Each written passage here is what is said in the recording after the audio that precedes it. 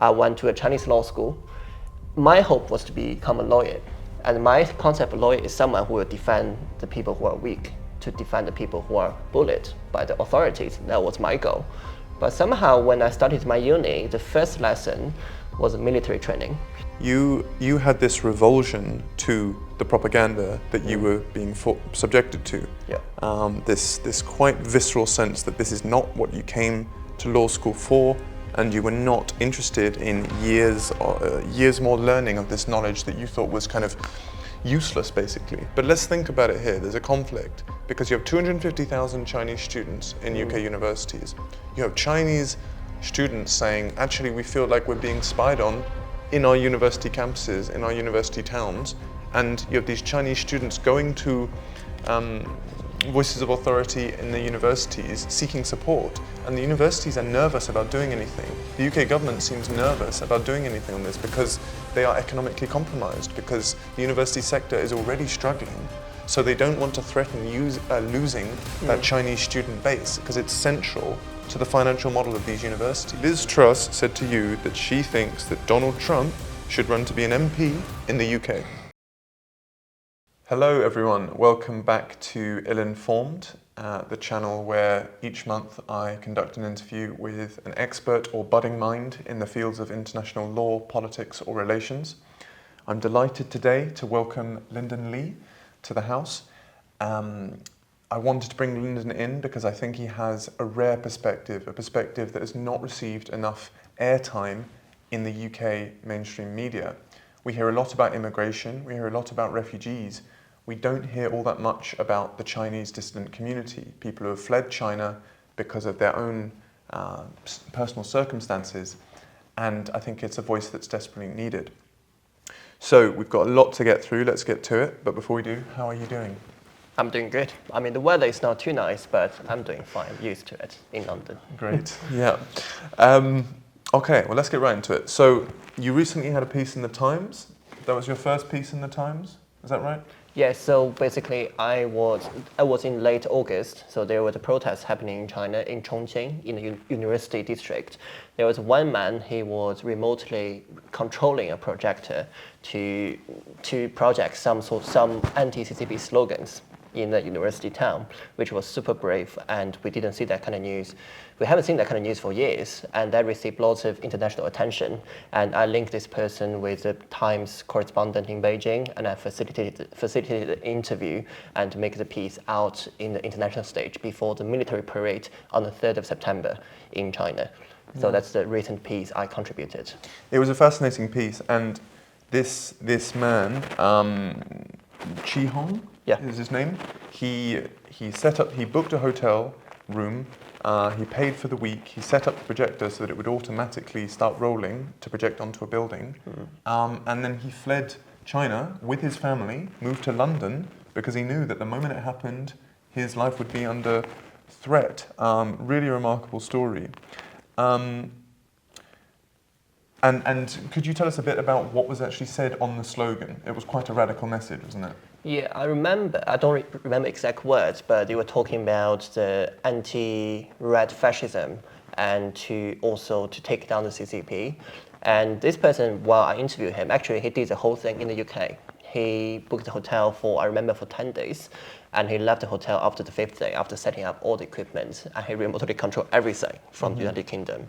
And he also left a letter to the police while the police searched the hotel room. In the letter it said, you might treat me as an enemy already, but I'm just here to awake you, to raise awareness of the situation you are in. You are also the victim of the Communist Party, and I wish you could understand. And it was a very interesting story. Now he's in the UK, in London right now, safely with his family. And one quote in the piece I found quite moving, from Xi himself, speaking after he'd fled to the UK. He said, "Anything might be the spark that lights the prairie fire." So perhaps this wasn't the thing that lit the prairie fire in the end. But that idea that maybe bubbling under the surface in Chinese society is a discontent that could be lit by a single match, a single incident, that's quite a bold statement for Xi to make. So Would you agree with his assessment? Yeah, I will, because, for example, the tweet, the person, Teacher Li, the famous Chinese, anti-CCP Chinese, influencer on Twitter. So the tweet itself got, I think, at least 10 million views the day I checked it. That was in early September. And now we don't know how much influence has that reached to. And lots of Chinese people, they were waiting for this kind of moment for people to rise up. For example, in 2022, there's a whole white paper movement where the youngsters went on the street to protest against COVID-0 policy. Was not organized systematically. It was just one person voluntarily going on the street, and thousands followed. And the Chinese government backed down on the COVID-0 policy after that. And she mentioned this was also one of the reasons he was inspired.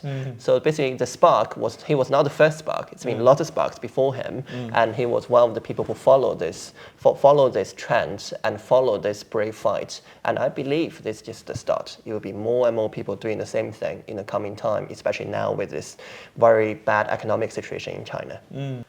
Now, you made another interesting comment in the piece. You said that because of how harsh the lockdown measures had been in COVID, actually the sort of dissidents that we see in China today actually in that moment became more Xi-focused. Okay, it became more directed towards the premier. Could you tell us a bit more about that assessment?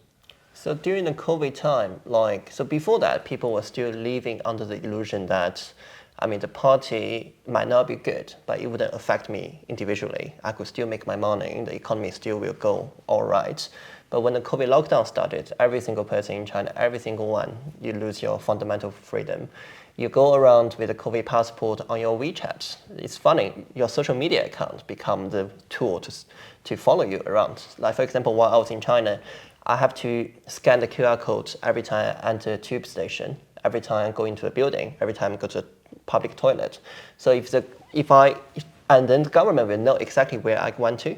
And also, many Chinese people, if there's one case among one community area, for example, there were 100,000 people, there were 2 cases, the whole area could be locked down. People were really upset, and people were not able to express their discontent. Like in the West, we could easily do that, but in China they couldn't. So this sort of discontent would build up among individuals, and that somehow collectively became the anger toward the Chinese Communist Party over the years. So from my observation in the recent years, from my conversation with Chinese people, for example, when I first started campaigning against the COVID-0 policy, I received lots of personal attacks on social media. But recently I got less and less. I got 0 attack this year, basically, on my LinkedIn account. Nobody attacked me anymore. And many Chinese people I met in the West who talked to me personally, they were all telling me how much they didn't like the situation today, how much they wanted to leave China, and how much they want the CCP to be finished. That was a really interesting time. And that all changed basically from the COVID time. But in your answer there, you emphasized discontent towards the CCP. Yeah. But in your piece, you said that actually discontent had been mostly directed towards Xi himself. Yeah. So would you say there has been a shift in that direction? Well, so before Xi, we all thought about CCP and the chairman. They were different entities. We didn't normally attach them together. We would talk about Jiang Zemin, Hu Jintao, the former president, but we wouldn't regard them as CCP itself. Like, they were the leader, but they were not it. But since Xi has since changed the constitution in 2018, when he made himself to be a permanent leader, when people were talking about CCP, they were talking about Xi. So they become interchangeably the same thing, Xi and CCP. I see. Yeah. Okay. Now, I wanted to open this discussion with your most recent Times article, just so the viewers could go straight in to a sense of what you're trying to promote in your journalism. But now I think the viewers and myself again, I would like to hear about your personal story. How did you get here? But take us right back to your origins in China. Well, I was born and raised in China. I'm from a small city in China. I call it small, but we have 5 million people. So to many in Britain, that must be a shock to you. But we didn't see it as a big city in Anhui province. And I grew up in a very just normal family. My mother is a teacher. My father, he's a technician. But I grew in a much freer time compared with today in China. For example, in high school time, that's when I started to explore. I was reading lots of history in secondary school, and in the high school, I got to explore more in details about what I was reading in secondary school. So I managed to bypass the Great Firewall by some VPN tools.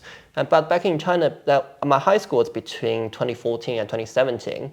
So at that point, the VPN, which you could use to bypass the Great Firewall, was very accessible. I was in some sort of social media group in China. I just need to search the name VPN, I could get it. Then I started using Facebook, using Twitter, started reading New York Times and Voice America, whom I later served. So it was really interesting time. So that's the first time I saw the page of Taiwan government, the Republic of China. And I was showing all my classmates of this page in my high school. At that point, I didn't have the concept of fear because one of my politics teachers, she was a translator for Financial Times. She taught us a lot about the Western world, about the democracy. Only until 2017 when she started to reforming the education system. So that's the year I finished my high school. I went to a Chinese law school. My hope was to become a lawyer. And my concept of lawyer is someone who will defend the people who are weak, to defend the people who are bullied by the authorities. That was my goal. But somehow when I started my uni, the first lesson was military training. I mean, it's quite common though, but in China that's very common. If you want to start a uni, you have 2 weeks. I remember 2 weeks military training. And after that, when I started the course, actually 80% of the content in my law school was not law. It was propaganda. It's Marxism, it was Mao Zedong thoughts. I was really surprised. I was thinking I came here to study law. I'm not here to study the communist ideology, which I didn't treat it as something necessary for me. But later I realized if I wanted to survive in that environment, I have to equip myself with all the stuff I treated as nonsense. And I couldn't express myself freely in that kind of context. So I decided to quit. And I was looking at uni abroad and later decided to go to Hong Kong because Hong Kong was not far from my home. And also I could practice law in Chinese and in English. And I went to a law school in Hong Kong then in 2018. But could I just pause you for a second? Yeah. If we go back to law school in Anhui province, Yeah. and I asked you this when we first met, but I found it fascinating. You had this revulsion to the propaganda that you were being subjected to. Yeah. This quite visceral sense that this is not what you came to law school for, and you were not interested in years more learning of this knowledge that you thought was kind of useless, basically. Now, you didn't express that to your peers, is that right? You didn't say to people around you, why are we doing this? I think What's going on to here? my roommates, at least. They all knew I was going abroad, actually. So you did express your discontent to your roommates? Yes. And what was their response? Their response were quite neutral. They didn't really care much because before in 2018, China was still more free than today. So people were still having some space to express their discontent, and they didn't really worry about being arrested at that point. Yes, but you were saying quite radical things in the sense that you were saying, well, I think I'm going to leave, okay? But your housemates, what did they think about that? Did they also think about joining you to leave? One of the person thought about joining me. He really wanted to leave, but his parents wouldn't allow him. So he later joined the CCP. He became some sort of prosecutor now, prosecuting corrupt CCP officials. But I know he's not happy, he told me. Yeah, some people, they thought about leaving, but financially speaking, they couldn't. And also they didn't speak English because I started learning English since I was in high school by myself, trying to learn how to speak. So I was more confident than them about leaving.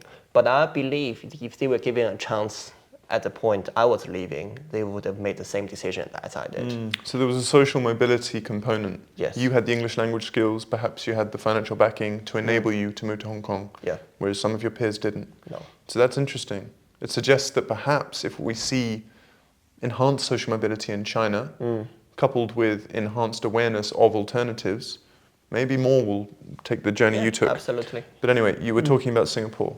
Oh, I went to Hong Kong actually. That was a turning point in my life. That was the first time I was subjected to very liberal and free education. So while I was in Hong Kong, I studied Hong Kong basic law, I studied political science, and the teachers, they found me interesting because Hong Kong basic law teacher while she was making fun of Winnie the Pooh, which was how we make fun of Xi Jinping in China. So the story was back in 2018, when Xi changed the constitutional law, lots of online netizens were making fun of him by comparing him with a cartoon picture from Disney, which was Winnie the Pooh was hugging a honey can. And they were posting that on WeChat, on Weibo, to make fun of Xi Jinping. And then Winnie the Pooh got censored in China. And, and my teacher in Hong Kong, she was using that example to show the censorship. How was that like in China? But she told me later, I asked her, why did you really give me all the opportunity to speak, to go to events? Why did you do that to me instead of other mainland students? She said, oh, you were the only one who was laughing at the joke while I was showing your classmates. Other mainland students, they were either indifferent or they were angry at this kind of joke. And later, while in Hong Kong, back in 2019, that's during the first year of my law school, the anti-extradition law protest started. So China was trying to introduce a law in Hong Kong to allow the authority to arrest anyone in Hong Kong and extradite them to mainland China.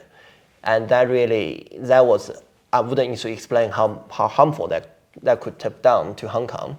And that you can look at today, after national security law was introduced, Hong Kong economy was going downhill and people stopped going there for business. Many people stopped going there for business. And people went on the street to protest, 1 million, 2 million, the government didn't respond to it. And I was invited to join the protest by my classmates and my professor, and I went there. And that was actually the turning point, one of the turning points in my life. Because at that point, I didn't like the CCP, I didn't like Xi Jinping, but I was still very hopeful for the future. Because I still had this kind of illusion that the CCP could have reformed itself in the coming years. I still believe Xi Jinping might change his mind at some point. I still believe China could still have this economic prosperity in the coming years. Okay, can I just dwell on that for a second? You had an optimism that Xi Jinping could change his mind. I mean, change his mind in what respect? Because you had grown up in communist China, that is all you had known. So when you say Xi Jinping changed his mind, are you talking about a sort of democratic shift, a liberty shift, so that China would be a bit more similar to the China maybe you grew up with? Or what would that changing of mind look like? So that was not backed by rationale. So at that point, it was more like, because I grew up in propaganda, so I still believe the CCP was a good force, even though I knew it wasn't. So that was more like emotional feeling instead of rational, logical belief. But the turning point was when I went to the protest with my classmate and my professor. That was on the 12th of June. For many Hong Kong people, they will know the importance of the day because that's a day when the police started to beating up students brutally, when they started to use all the violence means to suppress the protests. And I didn't expect that because all the protests had been peaceful before that day. And I went there with my classmates. I was amazed by the organization of the Hong Kong people because if I remember correctly, the protest was organized quite last minute, only 2 days before it happened. And there were I believe at least 300,000 people in the square in Admiralty. And there were nurses, there were people giving you water, there were people assisting you with anything you need, and they were giving you masks for free. I was really amazed. And suddenly, I realized people were running towards the back. I didn't know what happened. Everybody started running. And then I realized that when the tear gas came to my nose, I inhaled lots of tear gas at that point. And then I started running as well. I saw my classmates crying, and a little girl, she was crying there at the spot. That's when I first time really experienced politics in such an intimate way, was when I saw the people I know was crying because of the use of tear gas. And later when the police started shooting the rubber bullets towards the students, I saw it happening. I was really angry. My thought was, why did you need to do this? The students, most of them were very quiet, peaceful people. They were asking for very simple demand, for the law to be repealed for the sake of Hong Kong. They were not asking for anything unreasonable. But later, what really shocked me was when I went back home, when I opened my phone, checked on the news, the social media, the reporting from the Chinese side was the opposite. They were talking about the students beat up the police The student was the violent side. As I told you before, I still had the hope for the CCP and the emotional hope, but at that point it was just dismantled, because when I saw this, I realized everything I believed in could be a lie. So that really forced me to, push me to really rethink about everything about the CCP, that later pushed me to become this kind of person today, an activist against this government about their ways of dealing with people. Okay. So I see, I mean, so it was an incredible statement you made, that when the tear gas fell and when your peers were crying, you saw politics happening, you know. That's such a physical, I guess, moment of power being demonstrated. There was a question I had, just going back to what your teacher said to you. Your teacher said that she platformed you in part because you were the only one who was willing to laugh at her jokes about Winnie the Pooh, right? But that makes me interested in kind of the composition of your law school in Hong Kong. Like, you know, with these Hong Kongers, with these Singaporeans, Malaysians, Chinese, and kind of what was their typical sort of posture towards the CCP? My class, I believe we have mostly Hong Kongers and only 4 or 5 Chinese. And most of the Hong Kongers I knew, they were all very active in the protest. They were all quite anti-CCP. But the Chinese students, I remember there were 4 or 5. And one is indifferent. She never talked about it. She never made any comment. She only studied. Another one never made a comment. And the other student, who was a very good friend of mine, when he later realized I became anti-CCP, he blocked me on WeChat. So he was quite actively pro-CCP. And that's the kind of, my classmate, how they were like. Okay.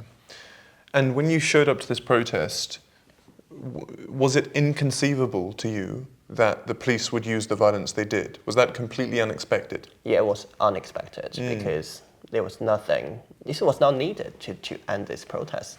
You just need to give them what they demanded for the sake of Hong Kong, right? Okay, but you must have been aware of how things were shifting in Hong Kong and how China was being more assertive in Hong Kong at the time, right? Yeah. Oh, at that moment, not really. Because at that moment, we were most of the commentators, if you read the news article back then, most people were using this kind of rational argument that there's no point for the CCP to destroy Hong Kong in this way. There's no point. What's in it for them? There's nothing beneficial to the CCP to do so. That's what I believed from a rational perspective. However, the things became very irrational and became very violent eventually. On both sides eventually, actually. Okay. And if we have our final comment on Hong Kong before we move to Singapore, fast forward to today, what's the state of Hong Kong? Is Hong Kong lost? To be honest with you, I've stopped reading news in Hong Kong since last year because when Hong Kong first introduced the national security law, for the whole night I couldn't sleep, because for me, Hong Kong was where I became a Christian. That's where I first received a free education, first made lots of good friends in my life. I was really heartbroken by it because that was the only place near my hometown and where I could be a free person. But it didn't exist anymore. That meant I have to go further and further from my hometown to live a life I wanted to. So that was really heartbroken. And Hong Kong today, from my understanding, has been totally lost. It's becoming more and more like China. I didn't read news much, but we all know about Jimmy Lai's trial. The Hong Kong media, the guy who ran the Apple Daily, the media company in Hong Kong, was arrested and sentenced to jail. And I knew this thing quite closely because I used to report on this. I mean, and also that economically speaking, it's not doing well either. I heard lots of expats here in the UK. Expats in Hong Kong, they came back to the UK and they told me how frustrated they were about the current situation. So the situation in Hong Kong today is quite bad. Okay, I said the last comment on Hong Kong, but you mentioned Jimmy Lai. So, you know, there might be a couple of barristers here who, watching this, who actually have been involved in the campaign to try and remove Jimmy Lai from custody in Hong Kong. Yeah. Would you have any comment on that situation? Well, they receive quite a lot of threats from the China side. And if you read the news, if you can trace back, I believe last year and 2 years ago, they received different threatening letters, like respectively to each individual, and the Doughty Street Chambers, which was a firm chamber which represented Jimmy Lai's case, also got kind of like collective punishment from China.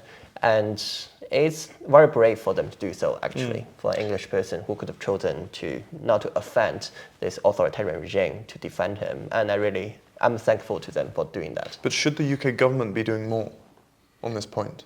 Well, UK government used to try to do more under the Tory rule. I mean, from my experience, like there were more dialogue about China, about Hong Kong in Parliament with constituents, but now it's becoming less and less, actually. Okay, fascinating insight. We need to move on. Continuing with your story, you were in Singapore. Yeah. Then I was really disappointed in Hong Kong, and I decided to move to watch what's going to happen. That was 2019. That was before the national security law was passed. I still had a little bit hope for Hong Kong to be normal. So I moved to Singapore to study business, but I still didn't give up on law, so I was working in a law firm in human rights in Singapore as well. And that's how I got into my first trouble in life with government. So my firm, the lawyer I work for, specialized in international human rights law, and he was famous for anti-death penalty campaign in in Singapore. But somehow, while I was working for him on the corporate side, I was doing strategic alliance for him to trying to acquire a firm in Hong Kong or in China for his firm to expand into bigger markets. Somehow there was a case coming to our firm. There was a 13-year-old girl whose mother was sentenced to death in China. And I was the only Mandarin speaker in the law firm. So naturally, I was tasked with defending this case, which was back in China. And we didn't have any information about the case because there was COVID time, and Chinese legal system is not transparent, as we all know. I was trying my best to get information for the case, but it didn't work. So eventually it was the first time using the media channel to fight for a legal case in my life. So I managed to contact the journalist at CNN, the global correspondent in Hong Kong. So he broke the news about this case in China. And that later forced the Singapore government to respond. We eventually got a lawyer in China as well, and the case was somehow allowed to appeal after that because they became an international significance. But I got into trouble because the Singapore government was really confused, like, who is this Chinese guy humiliating our global reputation? And I started got lots of weird messages on Facebook, and every time I was out eating with a lawyer, I got some weird uncle sitting at the corner looking at us. So I had to make a decision of either still continuing doing this, but risk being deported back in China from Singapore, or stop doing that. So I decided to stop because I was really scared for myself. Okay, but why were the Singaporean government so concerned about this? Because Singapore government is in terms of death penalty, Singapore government is more strict even than China. And also, there was incompetence in this case. The Singapore government offered very little support to the lady in question in China. And that somehow, when I exposed this to the media, that didn't put them in a good spotlight. Okay, but what was the responsibility on the Singaporean government? Was the lady in China, was she Singaporean? She's Singaporean, Okay. But the Singaporean government had dragged their feet on this issue? Sorry, I didn't make it clear. Yeah. Okay. So you put them in an unfavourable spotlight. Yes. But then you were put under pressure. Yeah. And then you had to decide to leave Singapore? I decided to quit the firm. Quit the job, but I was still helping the case behind the scene. Right. But that put me in a better position because I was more free to help the case. So later I returned to China to continue to help the case. That's how I was in touch with lots of human rights lawyers in China and charities in China. And I became friends with them naturally because I was really surprised by this group of people who were still pursuing justice under this kind of circumstances. And that's my story in Singapore, actually. Okay, so you'd returned to China at this point. So what happened next? So I was trying to help the case at my best. I contacted a few lawyers. I was briefing the lawyer about the case. And also I was trying to investigate some other things. For example, the death penalty situation in China, how many death penalty every year, and how can we reform it. I did lots of investigation, interviewed many lawyers on the matter. And also I was leaking some news to the journalists I was working with not working with, I was collaborating with in Hong Kong. So there was one day I was in Shenzhen in front of the land, I think the Department for Land Resources, I believe that's the name, translation for the name, for the department. And there were around 100 protesters outside there. That was really rare protests happening in China, and I passed by accident. I started filming the place. And then I started trying to talk to people there. And then I got told off by the police saying that if you continue doing this, you'll be arrested right away. So I ran away actually, because I was really scared. I didn't realize that until the moment that I could be arrested. Before that, I was thinking, yeah, I'm in my early 20s, it's cool to be arrested. But when the moment came, wow, I was like, no, it's not ideal to be in jail. So I ran away, but I still passed the footage to the journalist in Hong Kong and in the UK. But that really made me realize actually if I couldn't do what I wanted in this environment. I could have done more if I were outside with the connection I have, with the resources I have, I could have done more outside. So I came to the UK actually later that year. Okay, but you had the world at your fingertips. I mean, why the UK? Well, because UK Law School is faster. And I got a scholarship from Uni of York. So, and it was no exam in York as well. You got a full scholarship? No, £5,000. Oh, not bad. And York has no exams in law school, so that's why I came. I didn't like exams at all. Okay. All right. I went to the University of York as well, but we did not cross over because you started there in 2020. 2021. Okay. Yep. And you started your law degree. You completed that. I'm sure you had a nice time. Whilst you were in York, you did produce an article for the Financial Times. Would you like to tell us about that? Yeah, so when I first came to England, I was excited. Finally, I could embrace freedom. I could say whatever I want to say. I don't have to worry about being followed, being arrested anymore for my words. However, the first thing I encountered in Uni of York campus was being interrogated by a Chinese man who I believe it could be an agent. So I'm a Christian, so the first thing I did was to contact the Christian Union, and there was an orientation day, walking the wall, walking the York City Hall, everything like that. And I went there. Somehow there was a Chinese man, he just came, he saw me, a Chinese person, he came to talk to me. He asked me quite a few questions in 5 minutes, like, what's your name? Which city are you from? And what do your parents do? Which day did you leave China? What do you study? Why do you come here to study? Which college are you part of? I was really surprised. I was like, why do you ask me these questions? Okay, and this man was at the Christian Union? Yes, but he's not a Christian. Right. He said he was interested in Christianity, but his main job there was to ask these questions to Chinese students. So I didn't answer all the questions. I said, no, I don't feel comfortable sharing this. Then he went to other Chinese students, one by one. And later I heard he was so he contacted the Chinese church in York, and the people there were kindly offering him for Bible study. He said, why can I join the WeChat group first before I do the Bible study? Of course, they granted his permission to join the WeChat group, and then he ghosted them after that because I believe he got all the information he needed about who are Christians. Okay, so York. These were Chinese Christians in York. Okay. So I realized he harvested their data and passed it on to CCP, possibly. That's what I believe to be. That's how somehow inspired my investigation about how the CCP spy network in the UK, because it was really frustrating to me. That's the first day in Uni of York, and what I encountered was a Chinese agent asking me about my personal information. I was nobody back then.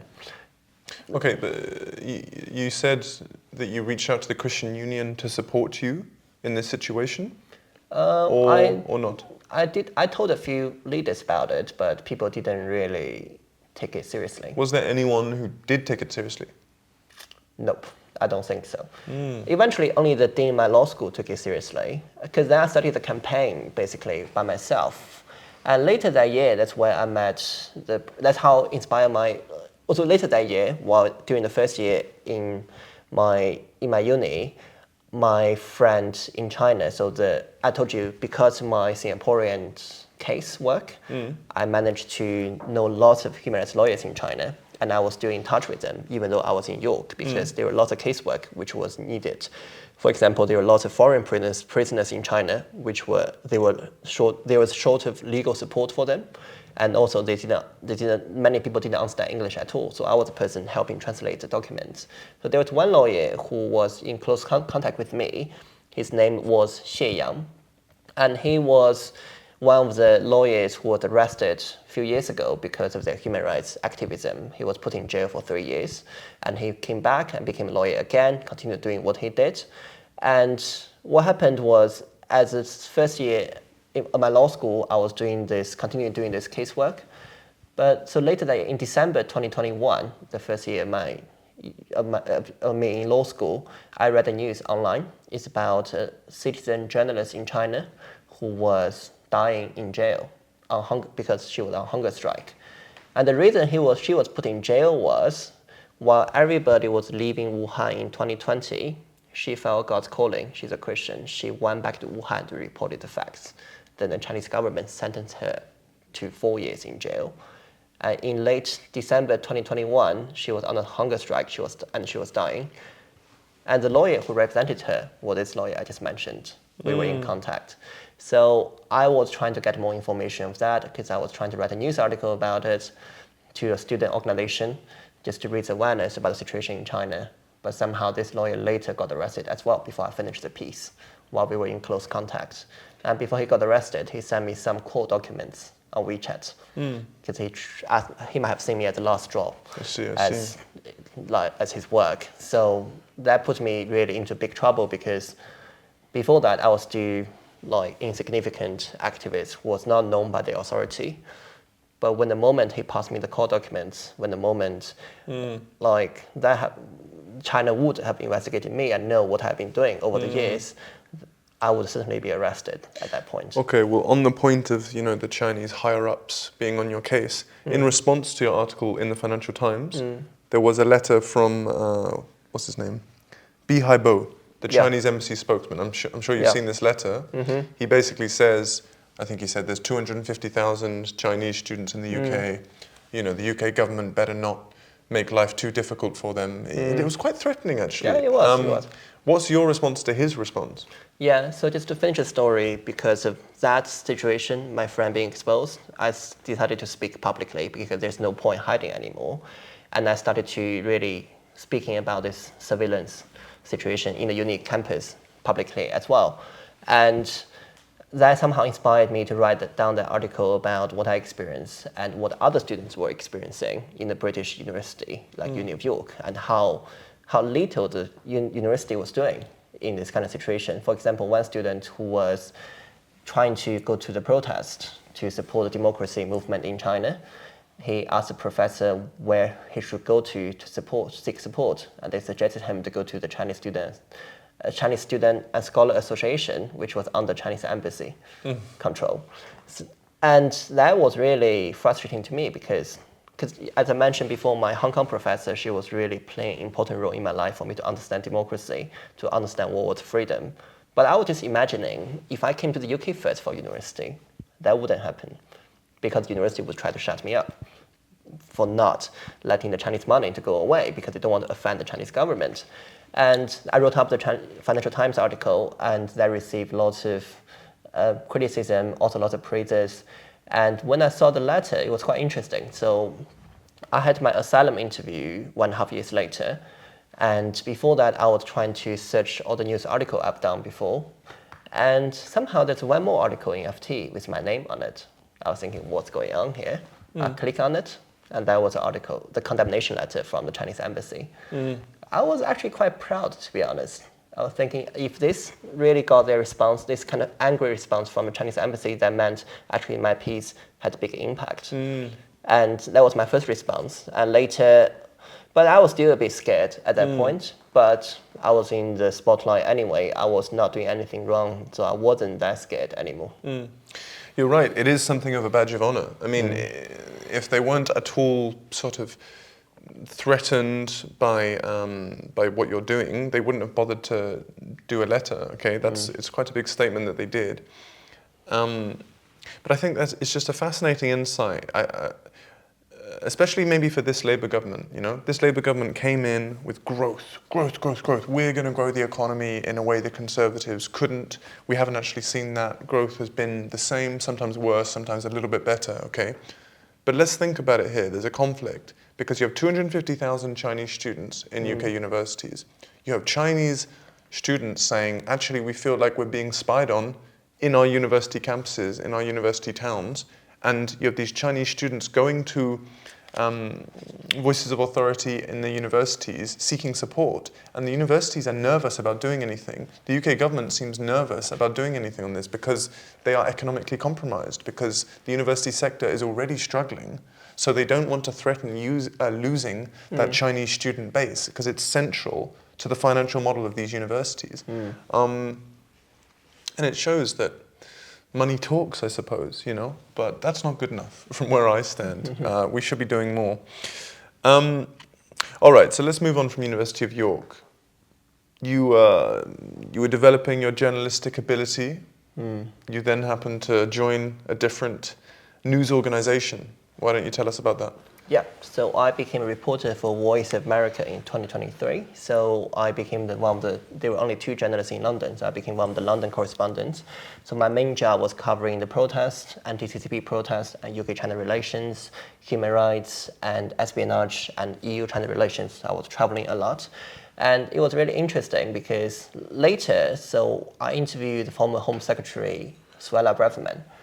What she told me was really shocking to me because she said the university, because she was Home Secretary between 2022 and 2023, she dealt with, from what she told me, she dealt with hundreds of espionage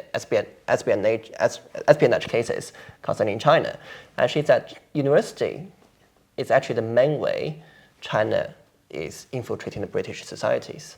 It's a main way, and the state will send student spies to come to the UK to steal technology, and later some of them will stay and will become important scientists, or some female student will marry the UK civil servants.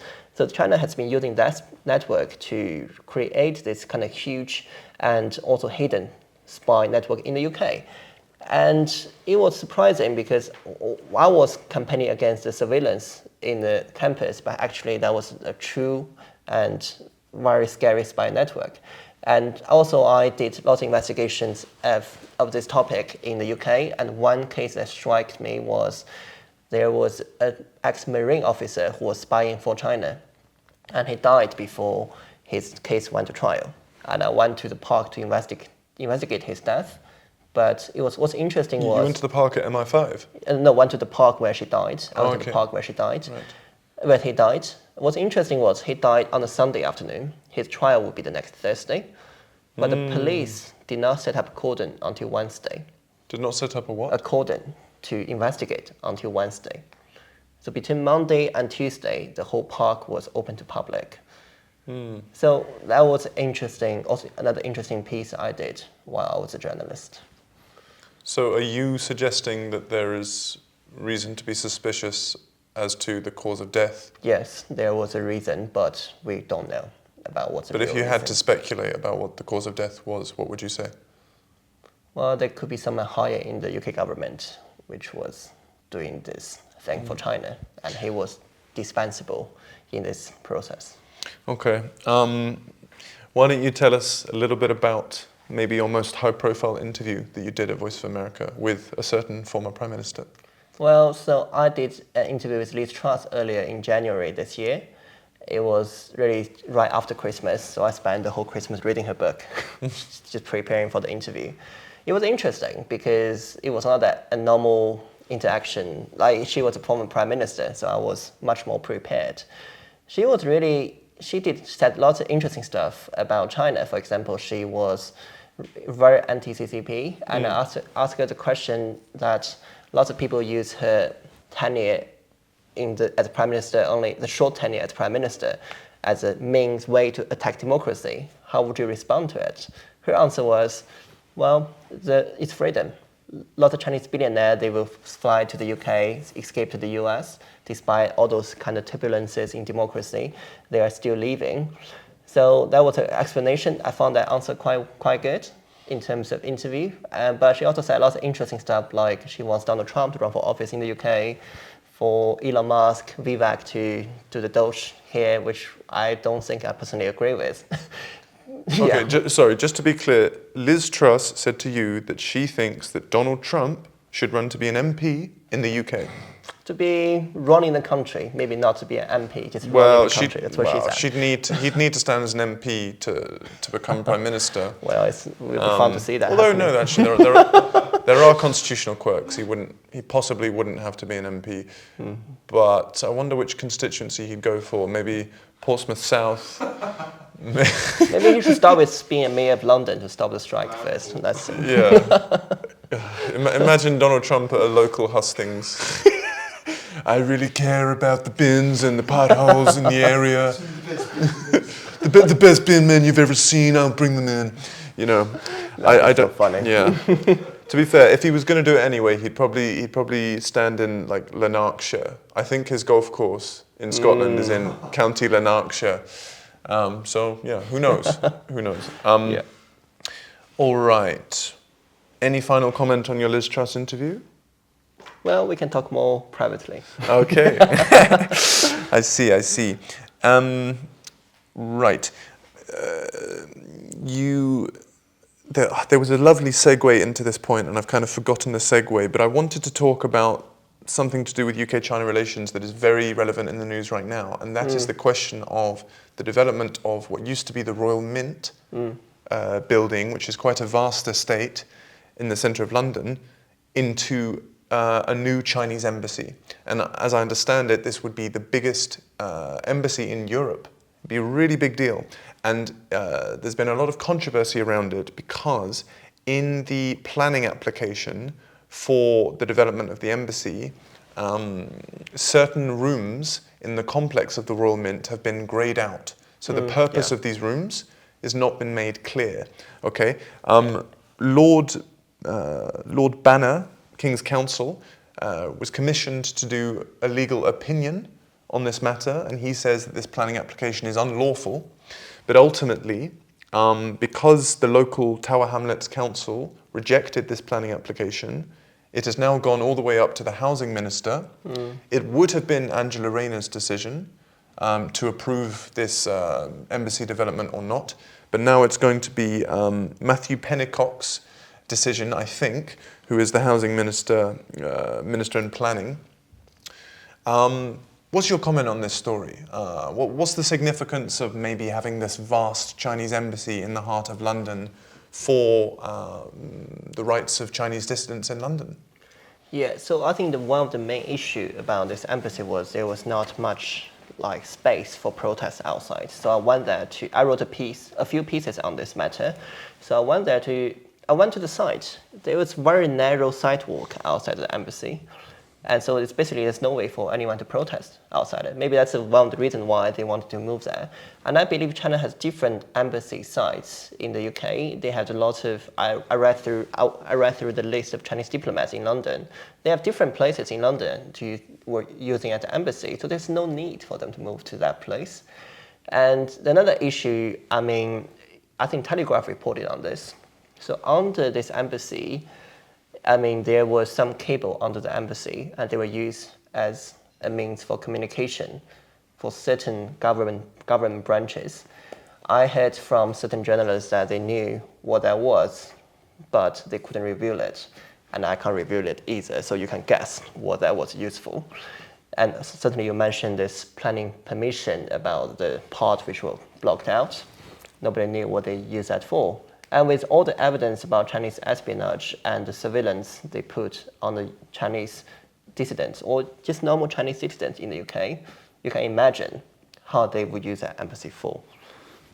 Yeah, to act as devil's advocate for a moment, I saw a Chinese spokesperson's response to a recent BBC article about this, and they were saying that China is not the only country to not be completely transparent at the planning phase as to what the purpose of every room will be in its embassy. It said that the US had done this in one of its embassies. So maybe there's another side to this story.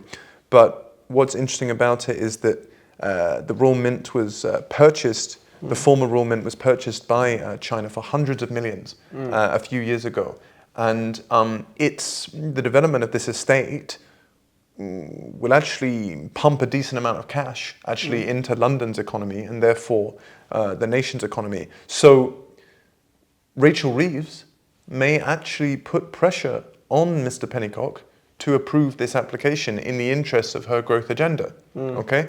But others in the Labour Party and perhaps yourself and others in the dissident community, and certainly Tower Hamlets and members of the Uyghur community, are staunchly opposed to this planning application because they perceive that it will be a further encroachment on their rights. Yeah. Well, I mean, we need to understand what the CCP truly wants. I mean, it is like a cult. It wants to change, revolutionize not just China, but the world. That's in their own document, is saying that. And the fact that Britain, as one of the oldest democracy and that was certainly part of the Chinese Communist Party's goal to try to revolutionize the UK or destabilize the UK as well. So if we allow this kind of embassy to go through, it's kind of like it's giving them this kind of leeway to show their power in the United Kingdom. Like that was an old historical site. Now it's becoming a spy headquarters. How does that look like to the British public? And for the future, if we talk about the espionage topic again, how would really the public think about it? It would certainly be a power play. And you know, in the show notes, I will share a link to a petition opposing this planning application from the Chinese state. I hope Labour can find its morals and oppose it ultimately. Although I know that will be difficult. It's not a simple thing. It's tricky because Keir Starmer mentioned to Xi personally, I believe, during the G20 time about this embassy issue, which I don't understand why did he mention that. But what did he say? He was promising to grant the application. Okay, well if he said that then... After mentioning Jimmy Lai, he mentioned the Chinese embassy, which was really confusing to me. I was like, why do you try to piss Xi Jinping off then? You mentioned the embassy. Very interesting. It's the growth agenda. Growth is the god of this government. Yep. And if it goes against growth, it will not do it, okay? But it's not doing very well at growth anyway. So, okay. Now, final topic, I think, before we close. You mentioned very early on in the discussion about economic stagnation in China, okay? And I think that's an interesting topic that I want to hear about because my sense in recent years is actually that the Chinese economic model has been working so well that it has become a threat to the idea of liberal democracy, okay? Because I think the arrangement with liberal democracy, the reason it's been such a successful political model is that living standards have increased with liberty gains, okay? More liberty, better living standards, because better liberty has led to the most fertile economic conditions, okay? This was my idea. But the Chinese model of state-run capitalism has achieved astonishing growth, has lifted hundreds of millions out of poverty, and has turned China into the emergent economic force globally today. That's a narrative, and I think that narrative is a challenge to the idea of liberal democracy. Okay, but are you suggesting a counter narrative? Are you suggesting that all is not rosy and that perhaps the aging population in China, amongst other factors, is leading to economic stagnation? What is it? Yeah, I mean, let's just break down this economic miracle in China. Like China started from a very low point of living standards, also the national economic situation, because of the Chinese Communist Party, because of the 40 years from 1949 until 1978, during this 29, how many years would that be? 29 years, I suppose, of political extremism there, where during the Cultural Revolution, lots of intellectuals were beaten to death, and the industrial growth was delayed, and they only prioritized military expansion instead of the human living standards. So the whole reform in China in 1978 was just let people do what they want to do. let people grow their business without government intervention. So I wouldn't give the CCP credit for that. I would give the Chinese people the credit for the whole economic miracle. It was us, individual Chinese person, which made it happen. And what happened, what happened was, so before 2017 or 18, I had awareness that the Chinese real estate market would collapse, because I saw how many more new buildings built in my hometown and in other cities, but the population was decreasing. Also, the population was aging. So there was no way for those houses to be sold. But that was important part of the GDP in every single local community, every city in China for the GDP growth. And for a long time, officials' promotion is based on the GDP growth in their local area. And the middle class people, they put all their money, most of them put their money in the real estate market. And if the real estate market was not doing well, the whole economy was not doing well. And recently you have seen all those big real estate companies went bankrupt, certain ones got arrested. And that's a very tricky situation in China, because most of middle class people were affected. Most of them were really unhappy about the situation. That's the situation today in China. Okay, so maybe to circle back to a quote we heard earlier on from Xi, anything might be the spark that lit the prairie fire. Do you have a sense of how the economic difficulties we see emerging in China, how that could tie in with a spark that will light the prairie fire, that will change China in a really radical way? Do you have a sense of what that could look like? It will be more protests. It might force the government to open up the society a bit to civil disobedience. I hope that's what's going to happen. That might force the government to reform in certain ways. But based on how Xi Jinping deals with dissenting voices, I don't see that happening unless he changes himself. But we will see more protests because people have nothing to lose anymore. If you have nothing to lose, you might do things which you might not normally do. Okay, well, drawing to a close, I should say that Lyndon and I actually are part of the same bar school, the Inns of Court College of Advocacy. You have your litigation exams coming up, I hope, later this year. And I wish you every success in the journey to becoming a barrister. For now, you will continue to sell houses, I guess, on the real estate market in the UK. But final question, bit of a more of a humorous question. Best place to eat Chinese food in London? Oh, good question. Well, you better go to the restaurants near either UCL or LSE. Those restaurants are much better. Don't go to Chinatown. Yeah. Say a bit more. Yeah, because those restaurants near the universities are for the Chinese students, and they have much better taste than the local people for Chinese food. Good value, would you say? A bit cheaper, not too much cheaper. All right, I'll take that. But at least it's good. Well, listen, Lyndon, thank you so much for sharing your account. Yep. It's been a pleasure, and I hope you enjoyed. But yeah, thanks for coming. It's been a pleasure talking to you. Thank you. Cheers.